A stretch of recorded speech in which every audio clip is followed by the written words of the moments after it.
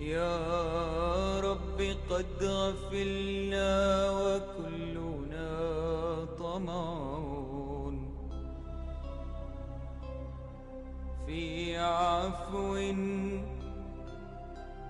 وفي كرم وفي عتاق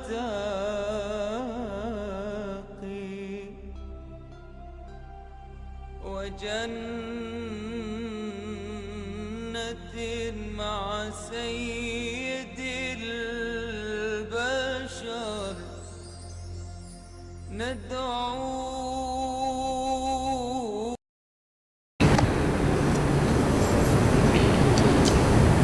Assalamualaikum. Tak ada.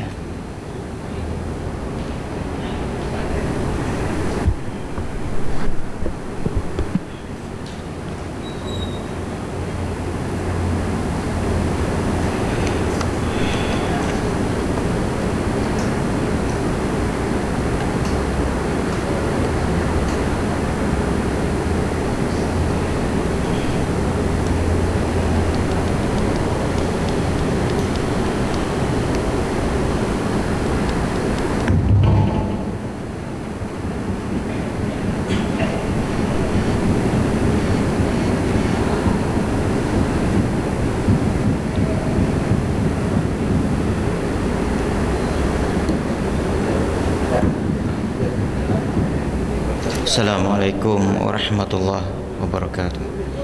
Alhamdulillah wassalatu wassalamu ala Rasulillah. InsyaAllah kita sambung muka surat 106. Kesalahan dalam bacaan ayat lazim. Sebahagian orang yang bertindak menjadi imam suka membaca surah-surah yang belum benar-benar hafal olehnya. Selain suka juga membaca surah-surah yang panjang tanpa mempertimbangkan jemaah, terutama jemaah yang terdiri dari berbagai lapisan masyarakat, baik dari segi pekerjaan, usia dan jantinanya.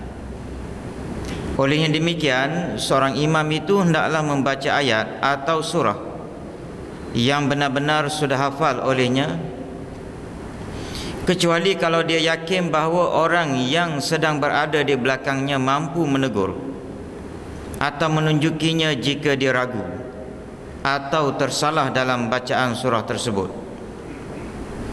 Sehubungan dengan ini, maka orang yang berdiri di belakang imam itu mestilah orang yang benar-benar dapat menunjuki dan atau menegur imam jika imam tersilap, dan ia juga hendaklah orang yang mampu untuk tampil ke hadapan jika imam terpaksa menghentikan solatnya, sebagaimana yang dinyatakan oleh Rasulullah sallallahu alaihi wasallam melalui sabdanya melalui sabda baginda yang bermaksud, hendaklah berdiri di belakangku orang yang cerdik pandai, menyusul orang yang hampir bersamaan dengan mereka, kemudian orang yang hampir bersamaan dengan mereka, dan jauhilah olehmu suara bising seperti di pasar. Adapun yang dimaksudkan dengan cerdik pandai dalam sabda Nabi SAW di atas, ialah orang yang boleh menggantikan imam apabila imam berhalangan. Jadi kesalahan dalam bacaan ayat lazim ini saya dah sebut dah dulu sebelum ini. Pertamanya ialah dia baca ayat lazim yang belum dia hafal elok. Itu saya ingat biasalah, kalau orang dah hafal ayat lazim, surah lazim itu biasa dia akan baca dengan baiklah. Cuma yang disebut juga di sini, yang juga saya selalu sebut tegur, ialah yang mana ada di kalangan imam yang membaca, yang hafal surah-surah yang panjang, lepas tu hak dia hafal itu dia baca ketika dia jadi imam.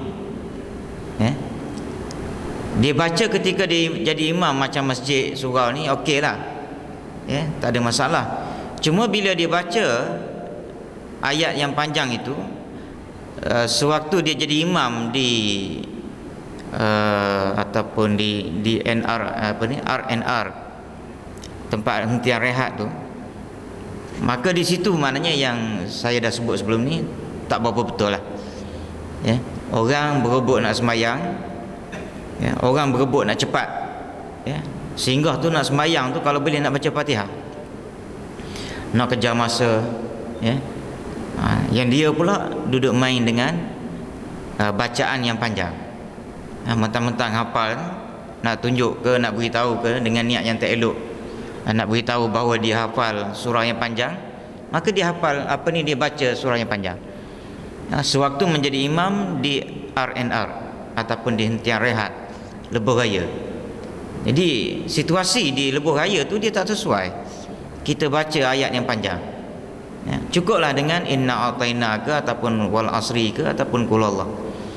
Kalau baca ayat yang panjang tu dia tak sesuai sebab masa tu semuanya orang kelang kabut belaka. Hak mana dia keluarga kelang kabut nak bertukar bergilir dengan bini dia tu. Abang sembahyang dulu, okey engkau tunggu jaga anak. Tiba-tiba anak pula ialah passion anak nak kencingnya budak kecil. Jadi suaminya pergi sembahyang, nak dapat pahala berjemaah, sembahyang berjemaah, tok imam pula tak reti baca ayat panjang. Itu tak betul. Jadi kena ingat lagi lagu ni je. Sembahyang yang 4 rakaat pun boleh pendek jadi 2 masa musafir. Ini kan pula itu hak wajib tu, 4 rakaat ni wajib. Tapi atas nama musafir boleh pendek, jadi 2. Ini kan pula baca ayat panjang ni wajib pun tak, hanya sekadar sunat. Jadi kalau benda sunat sampai menyusahkan orang yang berada dalam musafir, itu dah tak betul. Sebab tu dia kata di sini kesalahan. Lepas tu pula itu kalau baca ayat panjang dengan tajwid yang betul. Tetapi berapa ramai pula yang bila kita jadi makmum di belakang dia tu, kita dengar bacaan Fatihah dia dengan ayat-ayat yang dibaca pun lintang pukang. Jadi kalau dah tahu kita kurang mahir dengan tajwidnya, dengan bacaan, kita pendek je, senang cerita baca qul Allah. Qul Allah ni dia punya selekoh tak banyak. Dia tak ada banyak. Qul Allah ni selekoh dia, orang panggil selekoh maut tu tak banyak. Maknanya tempat-tempat yang mungkin boleh dilihat salah tak banyak. Bismillahirrahmanirrahim.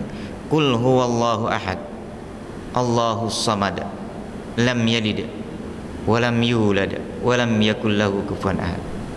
Dia selekoh tak banyak. Tak macam Fatihah. Fatihah banyak juga selekoh. Dan banyak juga orang salah. Dah tahu selekoh banyak, salah masih banyak lagi, daripada muda sampai ke tua. Alham, ramai orang baca alham, tak betul dah. Alhamdulillahi rabbil alamin, Ar-Rahmanir Rahim, ramai orang baca Ar-Rahmanir Rahim, tak betul. Itu ha, ini ha. Malik yaumiddin, iyyaka na'budu wa iyyaka nasta'in, ihdinas sirat, ihdinas si, kan? Tu selekoh tu. Ihdinas sirat tal mustaqim, 2 selekoh situ. Sepatutnya ihdinas sirat tal mustaqim, 3 ihdina sin. Ramai yang gi terus pada sin. Sepatutnya ihdinas sad, si, ihdinas siratal. Ada yang baca ihdinas siratal, tal, tak ada titik. Itu bukan tak ada titik, itu ta yang macam sad ada alif. Ihdinas siratal mustaqim, kim. Ada, itu selekoh yang ketiga, kim.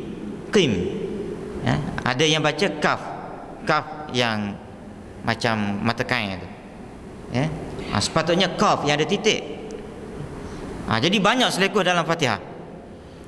Dalam qul Allah dia tak banyak. Inna a'taina, itu pun adalah inna a'taina kal kausar fasalli, itu pun banyak selekoh tu.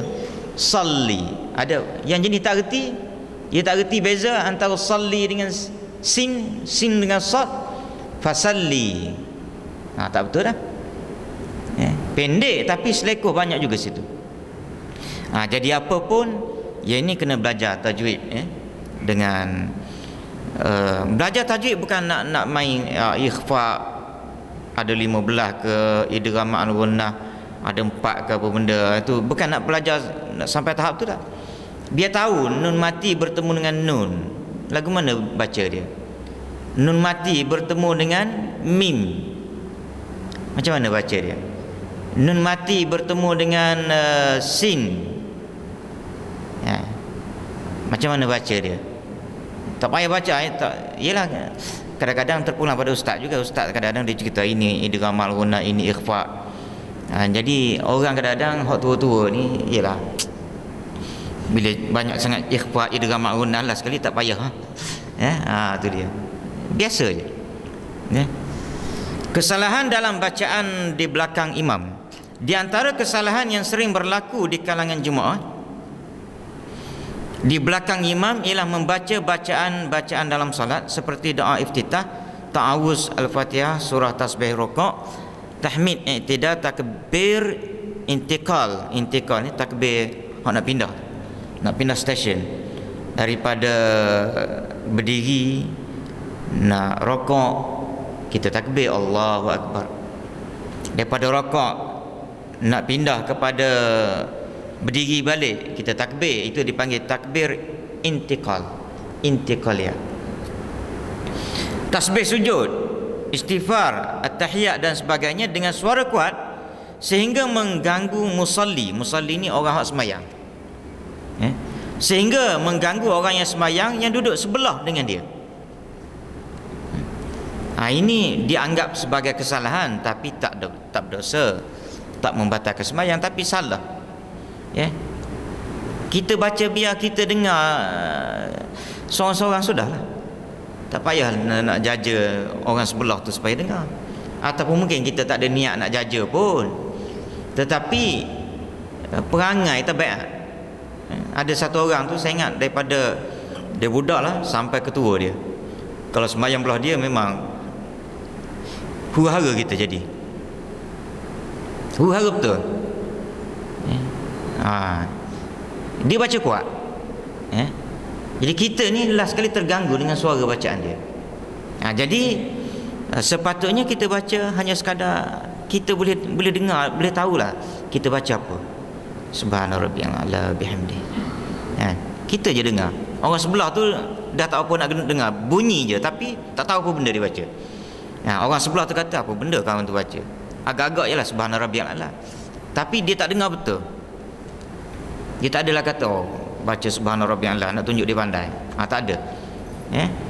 Bacaan-bacaan dalam solat itu hendaklah disirkan. Disirkin maknanya disirkan ini maknanya dirahsiakan. Sir itu makna rahsia. Disenyapkan oleh makmum, yakni makmum hendaklah membacanya dengan perlahan-lahan sekadar dapat didengar oleh telinganya sendiri. Dia telinga dia je dengar, sehingga tidak mengganggu orang yang berada di sebelah kiri maupun sebelah kanannya. Kerana demikianlah yang dilakukan oleh Rasulullah sallallahu alaihi wasallam dalam solat baginda. Demikian juga para sahabat dan para ulama, baik mutaqaddimin maupun mutaakhirin. Ulama mutaqaddimin hak dulu-dulu, mutaqaddimin ni dia adik-beradik satu geng dengan takdim, jamak takdim dipanggil, jamak yang didahulukan. Mutaakhirin tu jamak taakhir. Taakhir, mutaakhir. Yang mutaakhir yang latest, Kesalahan membaca tasmi'. Membaca tasmi' ialah mengucapkan sami Allahu liman hamidah di belakang imam. Adalah menjadi satu kesalahan bagi makmum mengucapkan lafaz tasmi' itu di belakang imam. Kerana perbuatan itu berlawanan dengan sunnah Rasulullah sallallahu alaihi wasallam yang antara lain baginda mengatakan sebagai berikut: wa idza qala al-imam sami Allahu liman hamidah faqulu rabbana lakal hamd. Imam kan dia baca sami Allahu liman hamidah. Kita belakang ni jawab Rabbana walakal hamd. Jawab macam kita baca. Tak payah, maknanya bila kita ikut imam, imam baca sami Allahu liman hamidah, kita pun sami Allahu liman hamidah juga. Lepas tu baru Rabbana walakal hamd. Kita jawab. Imam kata sami Allahu liman hamidah, kita jawab.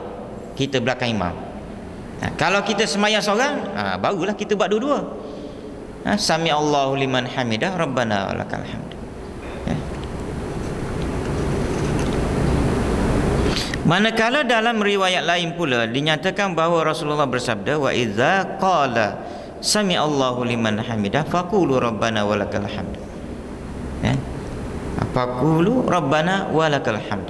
Hak dia kata faqulu Rabbana lakal hamd. Dua-dua boleh berlaku.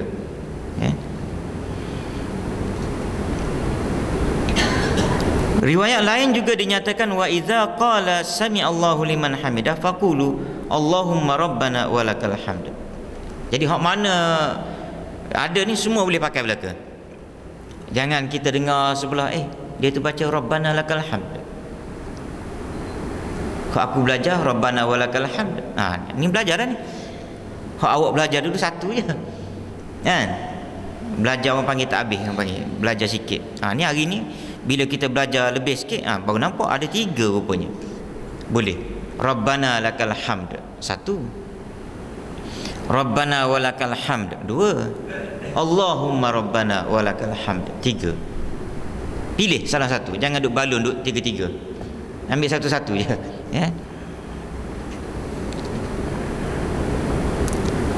Ketiga-tiga riwayat sahih di atas menyatakan bahawa Rasulullah menyuruh kita mengucap Rabbana walakal hamd, Rabbana lakal hamd, Allahumma rabbana walakal hamd. Apabila imam mengucapkan tasmi'. Tasmi' tu tadilah sami Allahu liman hamidah. Bahkan disukai kita menyempurnakan bacaan tahmid tersebut sebagaimana yang dinyatakan oleh Rasulullah menerusi sabda baginda yang berbunyi, fa iza stawa qa'iman ustuhibba an yaqula Rabbana lakal hamdu mil as-samawati wa mil'ul ardi wa mil'u ma syi'ta min syai'in ba'du. Hak ni panjang sikit. Tapi dah tak ada kerja di rumah, dah pencen, dah bersara, hafal je lah. Daripada duk baca hak pendek Rabbana walakal hamd, pendek daripada muda sampai ketua. Ibarat kata kalau Tuhan tanya, kenapa awak tak baca Rabbana walakal hamd mil'us samawati wa mil'ul ardi wa mil'u ma syi'ta min syai'in ba'd. Bagus tu, awak kenapa tak baca? Tak berdosa pun, kok lah Tuhan nak tanya besok. Kalau tanya mati masa muda, Allah, aku mati masa muda, pergi ulang-alik dengan motor ke dengan kereta mati, maknanya boleh jawab lah kan. Tapi kalau hak tua mati umur 70 tahun, lagu mana nak jawab? Berhenti kerja umur 60 katakan, 58 sekarang, 60 lah letak. Habis mati 70, 10 tahun takkan tak boleh nak apa ni. Jadi begitulah kita hidup tu lagu tu. Kita cuba buat soal jawab dengan Tuhan. Create satu soalan. Kalau Tuhan tanya ni, boleh tak kita jawab? Demikianlah bimbingan sunnah pada para makmum, agar kita tidak menyibukkan diri mengambil kuasa imam dengan mengucapkan tasmi', tetapi hendaklah kita langsung membaca tahmid sebagaimana yang ditunjukkan oleh Rasulullah sallallahu alaihi wasallam. Kesalahan kerana mendahului gerakan imam. Di antara kesalahan yang sering berlaku ketika menunaikan solat berjemaah ialah mendahului gerakan imam, seperti seseorang itu telah membaca amin sebelum imam membacanya, telah bangkit dari rokok sebelum imam melakukannya, atau telah bangkit dari sujud sebelum imam berbuat demikian. Jadi ini kesalahan ni ada berlaku tapi jaranglah. Tapi hak amin tu saya tengok itu banyak. Imam tak ucap lagi amin, makmum dah ucap dah. Tak sabar-sabar nak berhenti, nak suruh cepat habis sembahyang. Jadi ikut dulu imam baca, baru kita baca. Perbuatan ini adalah satu kesalahan dalam solat. Rasulullah sallallahu alaihi wasallam melarang kita berbuat demikian melalui sabda baginda yang berbunyi, kita ambil maksud dia, sesungguhnya imam itu dijadikan untuk diikuti. Fa iza kabbara fakabbaru, kerana itu apabila imam itu bertakbir, hendaklah kamu bertakbir. Wa iza sajada fasjudu, bila sujud, sujudlah kamu. Wa iza rafa'a farfa'u, bila diangkat balik, bangkit daripada sujud, maka bangkit, kamu pun bangkit. Wa iza qala sami Allahu liman hamidah faqulu rabbana walakal hamdu. Wa iza shalla qa'idan fasallu qu'udan ajma'un. Apabila imam baca sami Allahu liman hamidah, maka hendaklah kamu membaca rabbana walakal hamd. Apabila imam itu solat sambil duduk, maka solat pula lah kamu semuanya sambil duduk. Maknanya bila imam duduk tahiyat, kita duduklah. Nak ceritanya dia sebut imam dulu. Jangan kita seri dengan imam, ataupun apatah lagi kalau kita mendahului imam. Seri pun tak boleh, apatah mendahului. Biar imam menang, kita mengikut belakang. Manakala Abu Hurairah radhiyallahu taala anhu pula berkata, innama ju'ilul imam liyutamma bihi fala takhtalifu alaihi fa idza kabbara fa idza kabbara fakabbaru. Ini samalah, hadis tu sama. Sementara dalam riwayat lain pula dinyatakan bahawa Rasulullah sallallahu alaihi wasallam dengan tegas melarang kita mendahului imam dengan sabda baginda yang berbunyi, la tubadirul imam idza kabbara fakabbaru wa idza qala waladdallin faqulu amin wa idza raka'a farka'u wa idza qala sami Allahu liman hamidah faqulu Allahumma rabbana lakal hamd. Jangan kamu dahului imam. Apabila imam itu bertakbir, hendaklah kamu takbir. Apabila imam rakaat, hendaklah kamu rakaat. Apabila imam membaca waladdallin, maka hendaklah kamu baca amin. Apabila imam itu membaca sami Allahu liman hamidah, maka hendaklah kamu membaca Allahumma rabbana walakal hamd. Adapun akibat daripada mendahului imam itu dinyatakan dalam sebuah sabda Rasulullah sallallahu alaihi wasallam yang berbunyi, amma yakshal ladzina yarfa'u ra'sah qabla al-imam an yuhawwala ra'sahu ra'sa himar. Apakah tidak takut orang yang mengangkat kepalanya sebelum imam akan ditukar kepalanya dengan kepala himar? Ini satu orang panggil, satu dipanggil satu ancaman. Tak berkenannya Nabi. Nak cerita tak berkenannya Nabi. Tak ada lagi orang yang angkat kepala daripada imam tu ditukar jadi itu dah. Kepala himar dia tak ada. Cuma ancaman Nabinya, Nabi tak berkenan sangat. Jangan duduk mendahului imam, ya. Demikianlah larangan sunnah berkenaan dengan mendahului imam dalam solat. Bahkan ia bukan sahaja berlaku dalam solat. Rasulullah juga melarang kita untuk bangkit atau berdiri dahulu selepas salam, sebelum imam berdiri atau berpindah daripada tempatnya, sesuai dengan sabda baginda yang bermaksud bahawasanya aku ini adalah imam. Nabi kata, aku ni tu imam. Kerana itu janganlah kamu mendahului aku dalam rakaat, sujud, berdiri dan berpaling, kerana sesungguhnya aku melihat kamu daripada hadapan dan belakangku. Jadi Nabi dia naknya ikut dia, ya. Sampai kalau boleh lepas sembahyang tu ikut Nabi. Cuma confuse kita sikit, tak? Hak ni kita kata kalau ikut cara tu, hak jenis sembahyang subuh, aku nak pergi kerja, ya tak? Aku nak pergi kerja, imam bagi salam kiri kanan, imam pula ialah sampai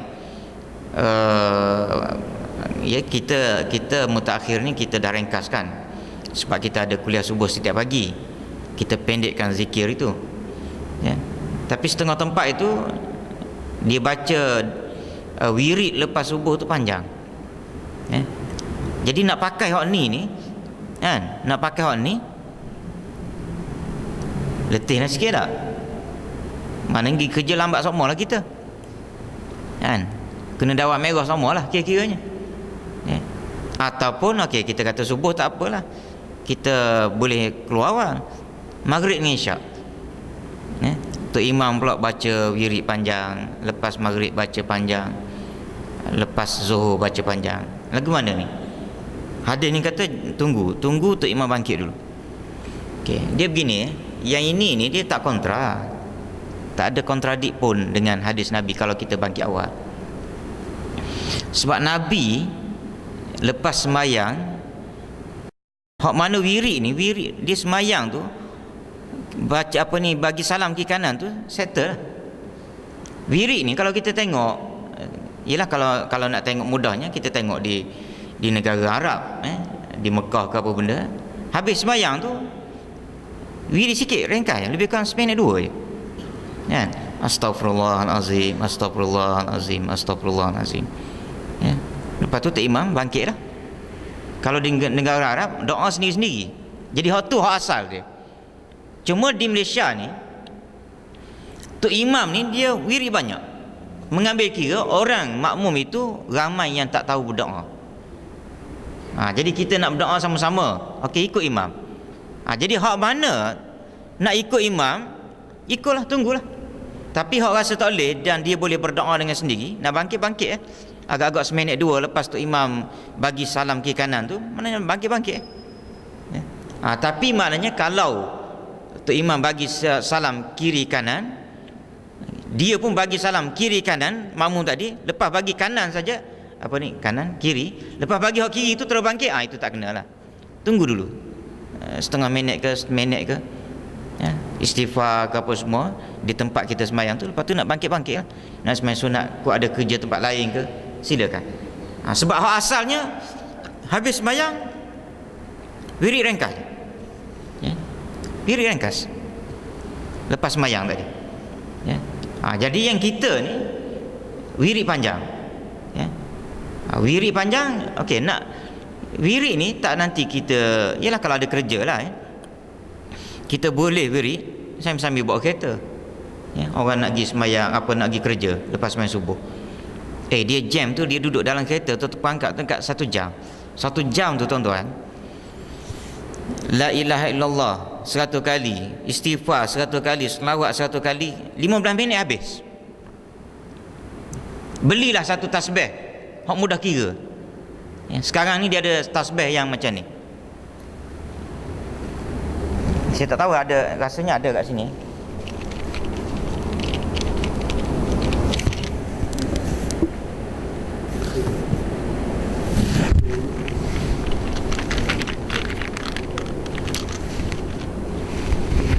Dulu tasbih besi besar kan, letak dalam poket tu menggelembung. Hak ni nipis, boleh buat macam cincin. Ya tak? Beli kat Mekah kan. Tapi kat Malaysia ada, saya beli kat Mekah dulu, beli banyak-banyak, lepas tu bagi kat kawan-kawan. Lepas tu saya tengok ada dijual di sini, di Malaysia ada. Kan senang, drive kereta. Subhanallah, subhanallah.